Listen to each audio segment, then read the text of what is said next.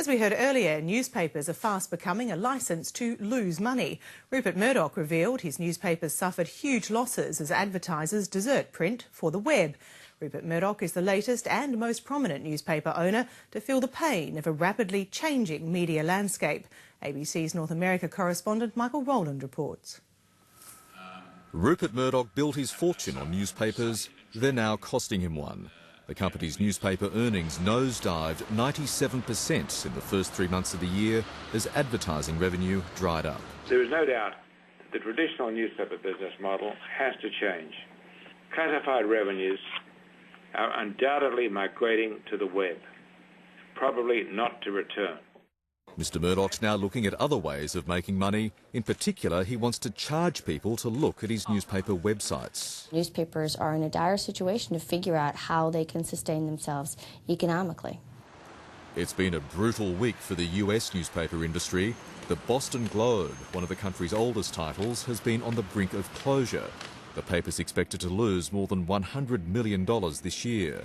Its journalists, who've just had their pay and conditions cut, aren't that optimistic about the paper's future.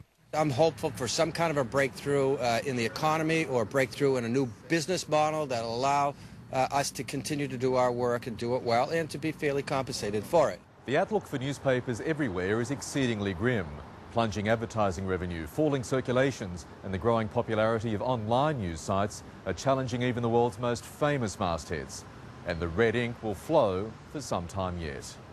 Billionaire investor Warren Buffett says newspapers are facing unending losses and he wouldn't buy one at any price. The News Corp results cap off a dreadful quarterly earnings season for the big newspaper groups. The New York Times suffered a 27% slip in advertising revenues. The Washington Post and USA Today both saw their earnings dive more than 30%. What we've seen happen in the last year is that the time frame that the newspaper industry has to find an economic model for themselves in the online world of communications has shortened drastically. And newspaper analysts say the online world is no longer the revenue bonanza it once was. You're just never going to see the same amount of revenue come through online. And we're already beginning to see declining rates for the price of an ad page for a display ad, which is what most news websites use, is display advertising. That's already begun to decline because there's such a glut of ad space online.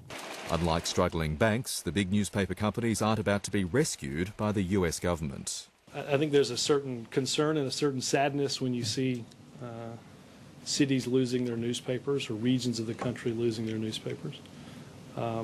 So it's certainly of concern. I don't know what, in all honesty, government can do about it. For the man who's built a global newspaper empire, these are difficult days indeed.